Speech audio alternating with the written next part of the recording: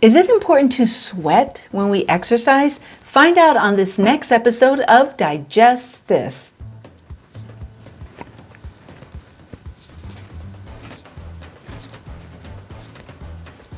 Welcome to Digest This, the show that helps you revolutionize your digestive health. Here are your hosts, Dr. Liz Cruz and Tina Nunziato. Hello and welcome to Digest This. I'm Dr. Liz Cruz and I've got Tina Nunziato sitting right here by my side.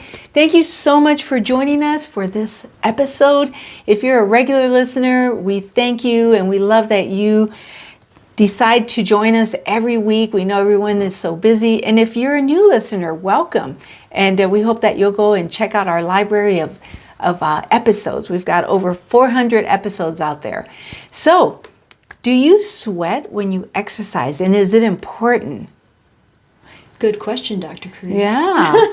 I mean, sweating is absolutely important. Yes. Absolutely important. Yes, actually, sweating is the most important thing to do when you exercise. So, and the reason why I wanted to talk about this week was because a lot of times in my consults, one of the questions I always ask is, do you exercise during the week? Do you move the body? And I actually say, do you move the body? Because not everybody thinks of formal exercise, right, as exercise. So I would say 9 times out of 10, the answer that I get is, yes, I exercise, I walk around my house, and I walk around the store. And that's really not exercise. Walking around isn't really exercise. So I wanted to talk about that with people. I mean, yes, it is important to walk around your house, and obviously it's much better than being laid up in bed. Right. Exercise or moving the body tends to mean, are you sweating, right? Do you do something every day that makes you sweat? And a lot of times people aren't doing that. And so I wanted to talk about the importance of that. Yeah, absolutely. And why we should be sweating. So, and recently too, our son asked, is taking a walk around the block exercise? And it is exercise. And it depends, I told him that there might be a person who hasn't exercised in a really long time. And we always encourage baby steps, right? So like if you haven't exercised or moved the body in a long time, you're not going to be going to the gym anytime soon, right? So we always encourage stretching as a good start. And then maybe taking a couple blocks, walks around the block. And if you haven't exercised for a while, and you take those walks around the block, you actually might break a sweat. Yeah, right? Absolutely. I told him for somebody like him who's super fit and he's skateboarding, 10 to 15 hours a week, he's probably not going to sweat walking around the block, right? It really depends on your level of athletic ability and the other forms of exercise that you do.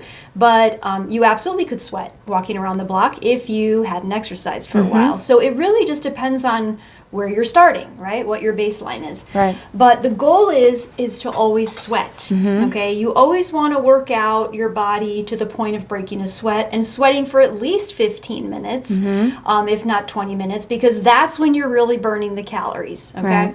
So I just wanted to ask Dr. Cruz, what do you do to sweat during the week? So one thing that I wanted to add in there is if you're sweating, you're presumably also getting your heart rate up, okay? Because you want to be getting cardio.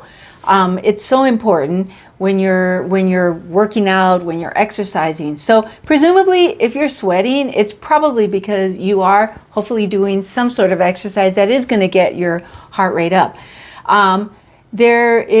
So for myself, I actually do a few things. I do yoga, which if I'm doing power yoga, that can actually get pretty aggressive as far as the poses that we're doing and how we're holding them, that I can typically at times break a little bit of a sweat if I'm doing a power yoga class. If I'm doing a more calm yoga, a yin or a restorative type yoga, I don't typically break a sweat because it's more calm. It's slower movement, but definitely power yoga typically will raise it. I have done Zumba, which absolutely will make me sweat pretty quickly. I get on the treadmill and I also get on the stationary bicycle. I do that. And then sometimes I will do rebounding for about 10 minutes. I don't typically do that one regularly. If I'm going to do rebounding, I usually will do it just for like a couple minutes, more to get the lymphatic moving. But you could get on the rebounder, which is those little mini trampolines, and you could get on there and jump for 15, 20 minutes and break a sweat. Yes. Yeah, break a sweat. And so it actually is a great form of exercise. And then another thing is getting into the sauna.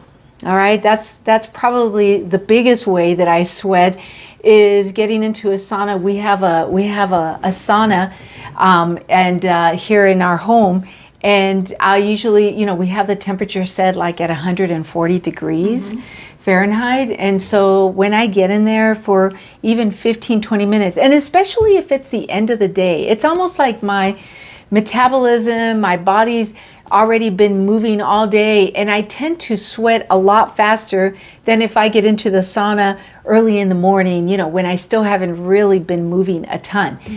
But there, we sweat. Definitely sweat. A lot of sweating. Yeah, and sitting in an infrared sauna, even for 20 or 30 minutes a day, is the equivalent of like running 8 miles. I mean, in terms of how much you can sweat out of your body. Right.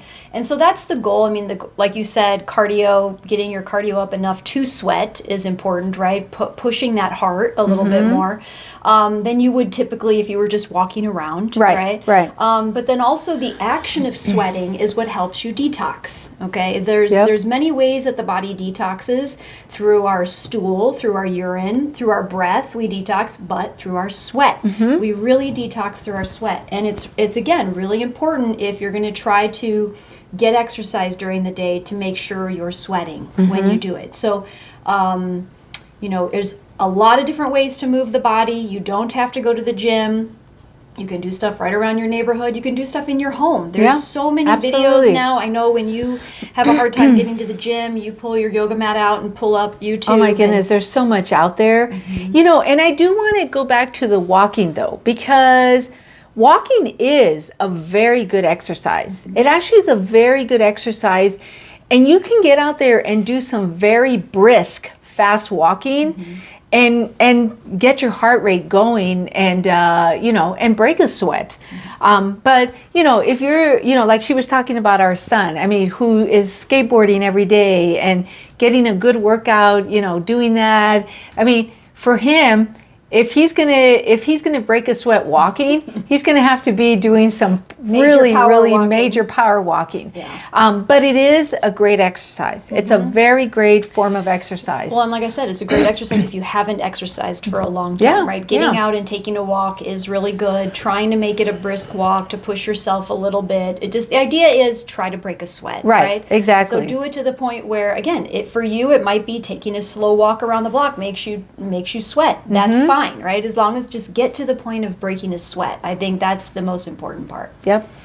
So get out there. There's all sorts of stuff you can do.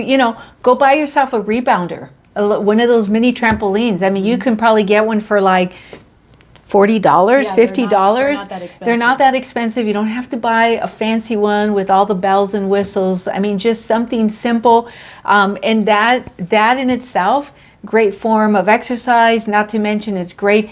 It's actually a great it's a great way also to move your lymphatic system, your lymph, and it is actually great for your bones, okay? In fact, those mini trampolines, those rebounders, they studied them a lot with NASA. NASA has studied those because they used them a lot with astronauts that were coming back who'd been out in space, and they were concerned about their bone density, and so they've been there's a lot of NASA research using those little mini trampolines. Yeah, they actually have the astronauts who've been in space come back and bounce on those mini trampolines for certain periods of time when they get back, just to get their bone density back, which is really cool.